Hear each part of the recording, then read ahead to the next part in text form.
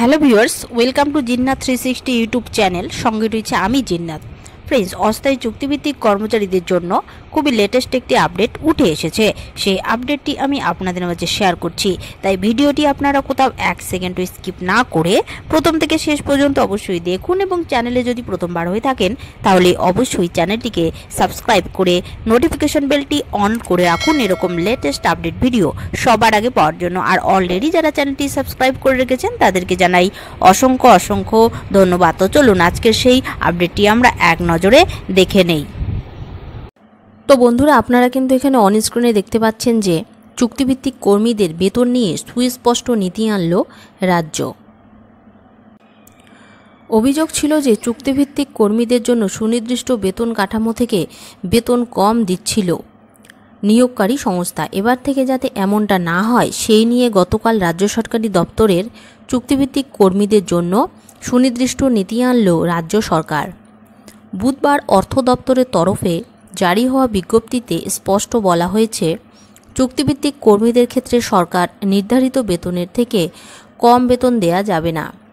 এর সঙ্গে ওই নোটিশে বলা হয়েছে যে সামাজিক সুরক্ষা যেমন ইএসআই, ইপিএফ, জিএটি সহ যাবতীয় ব্যবস্থা করতে হবে কর্মী সরবরাহকারী এজেন্সিগুলিকে ওই কর্মচারীদের জন্য। বেশ কিছুদিন ধরে অভিযোগ করা হচ্ছিল যে এজেন্সিগুলি নিজেদের ইচ্ছামতো ফি কেটে নিচ্ছে চুক্তিভিত্তিক কর্মীদের বেতন থেকে। তাই এবার রাজ্য সরকার নোটিশ জারি করে এজেন্সিগুলির ফি স্থির করে দিয়েছে। এদিনের বিজ্ঞপ্তিতে বলা হয়েছে, কর্মীদের বেতনের 1% এজেন্সি ফি কাটা যাবে, এর থেকে বেশি কাটা যাবে না। প্রসঙ্গত 2019 সালের 8 ফেব্রুয়ারি অর্থ দপ্তরের তরফে জারি হওয়া বিজ্ঞপ্তিতে চুক্তিভিত্তিক কর্মীদের বেতন বৃদ্ধির সিদ্ধান্ত হয়েছিল। সেখানে উল্লেখ ছিল, যারা 10 বছরের বেশি সময় ধরে কাজে নিযুক্ত রয়েছে তাদের বেতন 14,000 করা হবে। যারা 10 বছরের নিচে এবং 5 বছরের উপরের কাজের সঙ্গে যুক্ত রয়েছে তাদের 12,000 টাকা, এবং 5 বছরের কম সময় ধরে কাজে নিযুক্ত রয়েছে তাদের বেতন 10,000 টাকা করে দেয়া হবে। গত 4 সেপ্টেম্বর কেন্দ্রীয় পার্সোনেল, পিজি ও পেনশন মন্ত্রক থেকে একটি নির্দেশিকা প্রকাশ করা হয়েছে, যেখানে বলা হয়েছে সরকারি যেসব সংস্থা সরাসরি কোনো পদে অস্থায়ী কর্মী নিয়োগ করেছে তাদের সমপদে স্থায়ী কর্মীরা একদিনে যে বেতন পান তার সমতুল বেতন দিতে হবে। অর্থাৎ বেসিক পে এবং ডিএ অনুযায়ী স্থায়ীদের সঙ্গে অস্থায়ীদের বেতন জুড়তে চাওয়ার কথা বলা হয়েছে। অবশ্য অন্যান্য যেসব ভাতা স্থায়ী কর্মীরা পান সেই সুযোগ অস্থায়ীরা পাবেন না বলেও জানানো হয়েছে।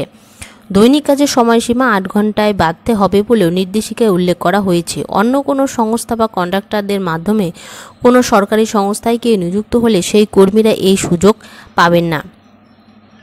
এই নির্দেশিকা জারি করার পাশাপাশি ভারত সরকার সুপ্রিম কোর্টে 2016 সালের একটি রায়কে হাতিয়ার করেছে। কয়েক বছর আগে সুপ্রিম কোর্টের রায় ছিল সমকাজে সমবেতন দেওয়া না হলে তা বিভাজন তৈরি করতে পারে। 1993 সালে এই সংস্থা একটি আন্তর্জাতিক চুক্তিতে ভারত সরকারের স্বাক্ষর করেছিল। রায় দেওয়ার সময় সেই চুক্তির শর্তগুলিকেও সামনে এনে দেয় সুপ্রিম কোর্ট। 2016 সালে সুপ্রিম কোর্টের রায় বের হওয়ার পর থেকেই সরকারি নানা সংস্থায় কর্মরত অস্থায়ী কর্মীরা সংগঠিতভাবে সরকারের কাছে সমকাজে সমবেতনের দাবি জানাতে থাকে। এমনকি রাস্তায় নেমে পুলিশের লাঠি জলকামানের মুখেও তাদের পড়তে হয়। এ রাজ্যেও সরকারের নানা দপ্তরে সরাসরি নিযুক্ত অস্থায়ী কর্মীরা সংখ্যায় নেহাত কম নয়। কেবল স্কুল শিক্ষকই রয়েছেন 11 ধরনের, যাদের অনেকে অস্থায়ী। পার্শ্ব শিক্ষক ঐক্যমঞ্চ যেমন বহুদিন ধরে কাজে সমবেতন ও সম্মানের দাবিতে পথে নেমে আন্দোলন করেছেন। সম্প্রতি কল্যাণীতে পুলিশ তাদের আন্দোলনে লাঠিও চালায় বলে অভিযোগ। সংগঠনের মুখপাত্র মধুমিতা বন্দ্যোপাধ্যায় বলেন, সুপ্রিম কোর্টের রায় যে ভাবনা তা কেন্দ্র রাজ্য সরকারগুলি এমনকি বেসরকারি সংস্থার জন্য প্রযোজ্য। আমরা কলকাতা হাইকোর্টে মামলা করেছি, কিন্তু সেই মামলাতেও রাজ্য অসহযোগিতা করে চলেছে। শিক্ষক ও শিক্ষাকর্মীদের সমকাজে সমবেতনের দাবি তুলেছেন বঙ্গীয় শিক্ষক ও শিক্ষাকর্মী সমিতির সাধারণ সম্পাদকেরা। রাজ্যের শিক্ষাবন্ধুরাও এক দাবিতে রাস্তায় তাদের মঞ্চের মুখপাত্র নন্দদুলাল দাস বলেন, আমরা বারবার সরকারের দাবির কথা জানাচ্ছি, সুপ্রিম কোর্টের রায়ের কথা বলছি, কিন্তু মানা হচ্ছে না। রাজ্যের অস্থায়ী কর্মচারীদের জন্য আজকের আপডেটটি এই পর্যন্ত। আপডেটটি যদি আপনাদের ভালো লেগে থাকে অবশ্যই একটি লাইক দিয়ে চ্যানেলটি সাবস্ক্রাইব করে পাশে থাকবেন। ধন্যবাদ।